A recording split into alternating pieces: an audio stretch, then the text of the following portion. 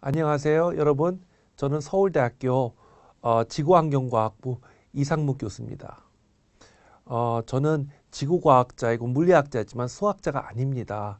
그래도 제가 하고 있는 연구에서 수학을 많이 쓰고 있는데 어, 많은 학생들이 저한테 와서 교수님, 수학은 너무 어려워요. 저는 수학을 너무 일찍 포기해 버렸어요. 저한테 수학 얘기를 하지 마세요. 라고 하면서 수학을 어렵다고 생각하더라고요. 그래서 제가 오늘 잡은 주제는 수학은 어려운가? 수학은 어렵다? 정말? 이런 내용입니다. 어, 다음. 진짜 수학은 어렵고 천재들만의 학문인가요? 여러분 이미 답을 아실 거예요. 제가 왜 아닌지에 대해서 오늘 설명드리겠습니다. 다음. 저는 그 서울대학교에 있으면서 많은 학생들을 가르치고 합니다. 저도 옛날에는 학생이었기 때문에 그때의 그 느낌, 그 심정을 잘 압니다. 어, 과연 저도 수학을 잘했을까요? 어, 글쎄 여러분이 아시면 놀라실 겁니다. 먼저 말씀드릴 거는 저는 실은 초등학교 5년, 6년을 외국에서 지내다가 중학교 1학년 때 1학년 말에 인도네시아라는 외국에서 한국으로 전학을 왔습니다. 그때 인도네시아에서는 맨날 노는 게 일이었어요. 한국 학생들은 그때 과외하고 수학하느라 공부하느라고 참 힘들었을 텐데. 그래서 제가 전학을 왔는데 그때 제 학급의 학생이 72명이었고 제가 전학 오면서 제 번호가 73번이었습니다.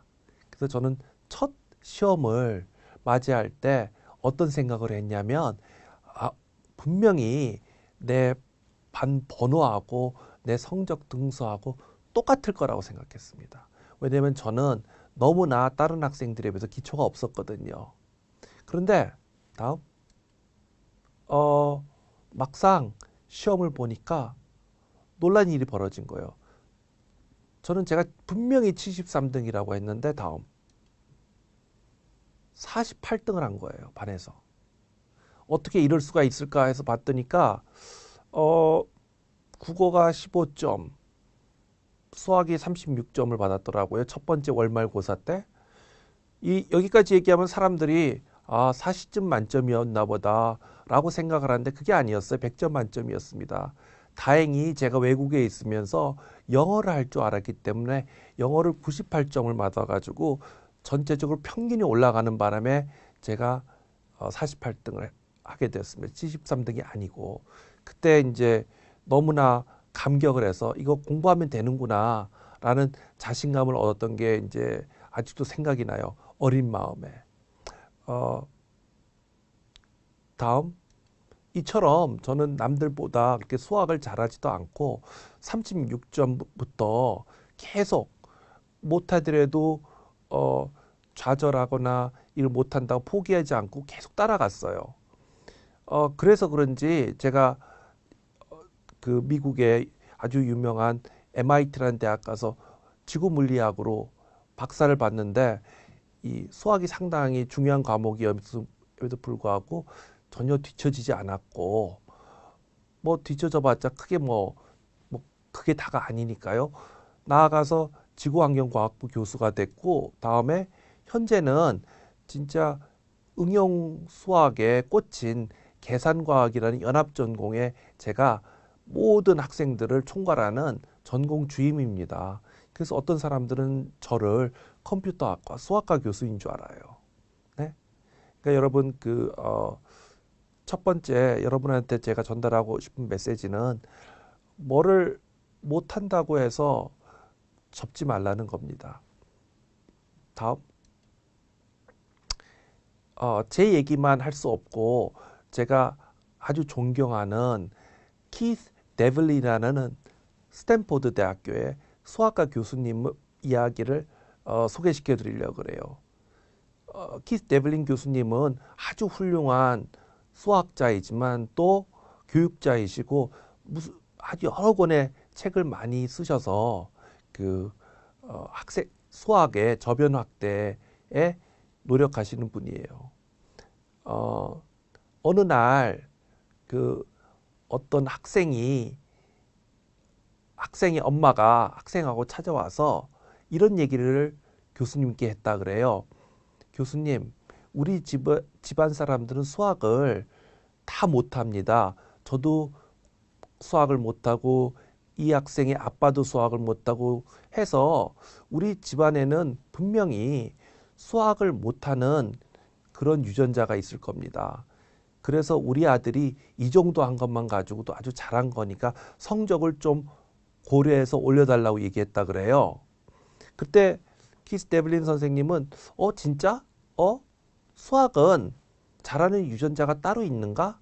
라는 의문을 갖게 되고 그걸 연구해서 결국에는 이제 얼마 전에 The Math Gene, 수학 유전자라는 책을 썼어요.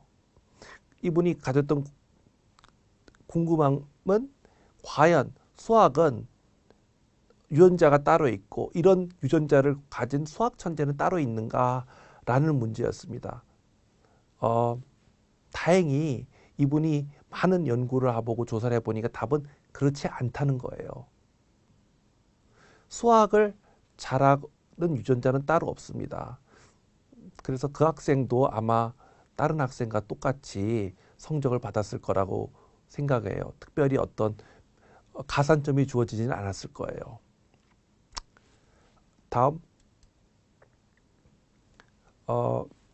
저희가 흔히 천재, 뭐를 잘하는 천재라고 하면 맨 처음에 떠오르는 사람들이 아마 이런 음악의 천재들일 거라고 생각이 들어요.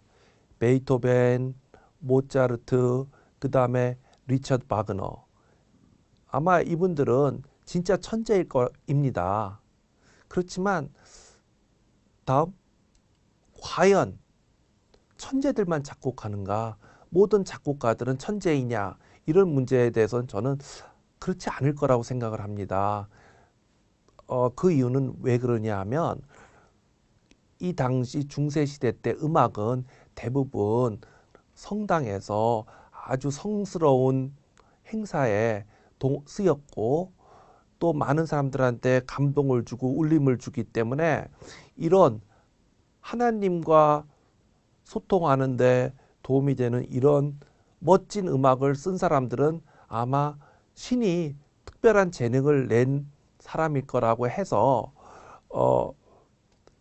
그런 주장에 대해서 많은 사람들이 동조하게 됐고 또 이 음악가들이 그렇다면 우리는 서로 조금 잘하는 사람이나 좋은 음악을 쓴 사람을 천재라고 부르기 시작하자라고 했다고 그래요. 그래서 어떻게 보면 이거는 이 직업에 있는 사람들이 같이 조금 잘하면 천재라고 불러주자라고 했다는 겁니다. 뭐 피겨 스케이팅을 조금 잘하면 피겨 스케이팅의 천재, 수영을 잘하면 수영의 천재, 달리기를 잘하면 달리기의 천재. 아니 정말 모든 게 이렇게 천재가 되고 유전자가 있고 하면 세상이 온전할 리가 없겠죠. 저는 그래서 이런 우리가 이 천재라는 그 것에 너무나 많이 사용하고 이런 단어를 너무나 많이 사용하고 그리고 또 여기에 자기는 못 드는 사람들은 너무나 기가 죽어서 살게 된다고 생각합니다. 다음. 또 우리가 천재라는 말을 쓰는 사람은 또 중에 많은 분들이 과학자, 아인슈타인, 뉴턴, 여기 보이시는 아이작 뉴턴 같은 분을 우리가 천재라고 그래요. 아마 이분들은 진짜 그런 소리를 들어도 마땅할 것입니다. 왜냐하면 제가 재미난 얘기를 말씀드리면 수학은 원래 그렇게 고귀한 학문이 아니었습니다. 원래 일반 사람들이 귀족들이 회피하고 일반 신분이 낮은 사람들이나 멸시받는 사람들이 주로 했던 분야가 수학입니다. 왜냐하면 수학이 맨 처음에 쓰인 것은 어떤 천재성이나 시험을 보기 위해서 아주 멋있는 새로운 걸 개발하는 데 쓰인 게 아니라 수학이 맨 처음에 쓰인 것은 사회생활을 이끌어가는데 여러 가지 잡음과 분란의 소지를 없애기 위해서 수학이 만들어졌던 거예요. 대표적으로 예를 들어서 고대 때 나일강은 범람을 하고 그럴 때마다 작년에 경작했던 밭이 범람돼서 유실되고 올해 또 새롭게 내가 경작할 토지를 받아야 되는데 작년에는 이 정도 크기의 면적인데 왜 올해는 더 작어? 실은 왕이 작년에 내가 열심히 잘 지었다고 더 주기로 했는데 올해 내가 눈에 보니까 대충 더 적은 것 같아. 라고 해서 서로 불만을 갖고 싸움이 일어나고 그걸 막기 위해서 면적을 계산하는 방법이 도입이 됐고 또 우리가 세금을 징수하거나 또 예를 들어서 물건을 할 때 무게를 알고 부피를 알아야 되고 뿐만 아니라 예를 들어서 아버지가 죽게 되면 죽을 때 자식들에게 유산을 남기는데 뭐 예를 들어서 자식이 7명이다. 그러면 이걸 어떻게 균등하게 나눠야 되느냐 이런 문제를 고민하다가 나눗셈이 되었고 합니다. 우리가 이제 여러분 셰익스피어의 베니스의 상인에서도 봤겠지만 고리대업을 하고 돈을 구워주고 이자를 하는 상거래를 하는 사람을 중세시대 때는 가장 낮은 천민으로 봤습니다.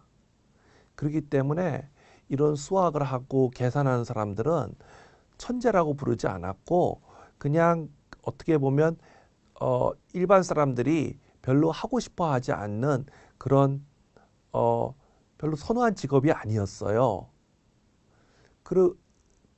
그래서 만약에 제가 지금 짐작 감히 얘기하건대 그 당시 중세시대 때 고대시대 때 만약에 수학과가 있었다면 수학을 잘하는 사람이 있었다면 아마 그 사람은 지금처럼 이공계로 진출하는 게 아니라 상업고등학교 아니면 잘해봤자 경영대 안에 수학이 있었을 것 같아요.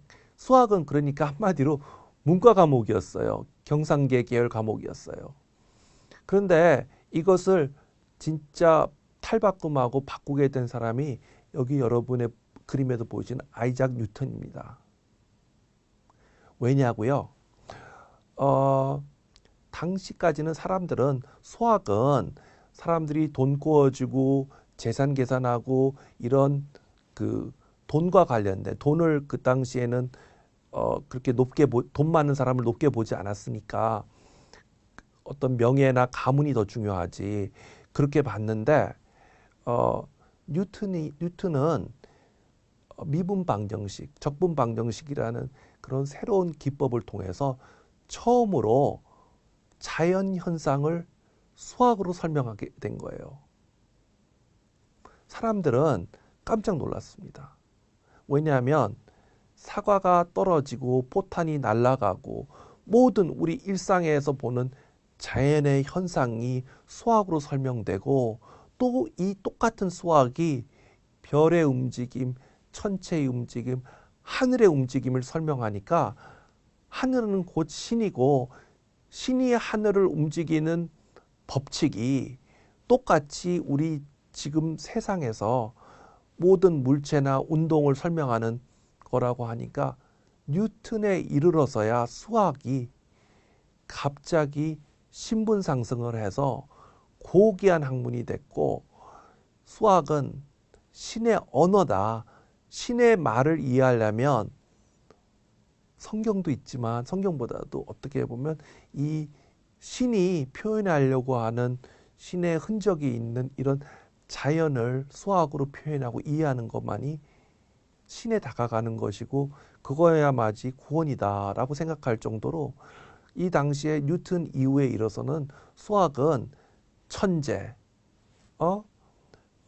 수학을 잘하는 사람은 하나님의 뜻을 이해하고 마치 수학을 잘하면 뭔가 특별한 어떤 혜택을 받고 하나님으로 사랑을 받는 특별한 그런 메시지인 줄 알고 수학이 번성하게 되었습니다.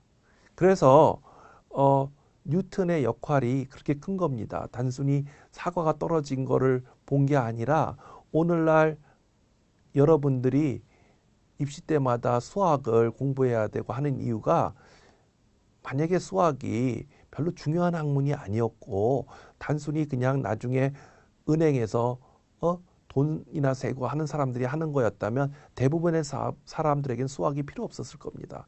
하지만 수학이 세상의 원리와 신의 뜻을 표현할 수 있는 것이라는 생각 때문에 그런 것이 뉴턴이 때문에 생겼기 때문에 오늘날 여러분들이 수학 문제 푸느라 고생하시는 겁니다. 뭐 제가 듣기에는 프랑스에는 검사가 되고 정치인이 되고 의사가 되려고 해도 제일 중요한 과목이 수학이라 그래요. 수학을 성적을 잘 봐야지 의사가 될 수 있대요. 우리가 생각할 땐 생물하고 화학을 잘하면 될 것 같은데 그래서 수학은 모든 사람들의 어떤 그 지적 능력을 테스트하는 그런 과목이 됐다 그래요. 심지어 프랑스에는. 그렇지만 그게 최근의 일이에요. 지난 몇백 년 동안의 일이고 그 지난 수천 년 동안 수학은 별로 그렇게 고귀하고 대단한 학문이 아니었습니다.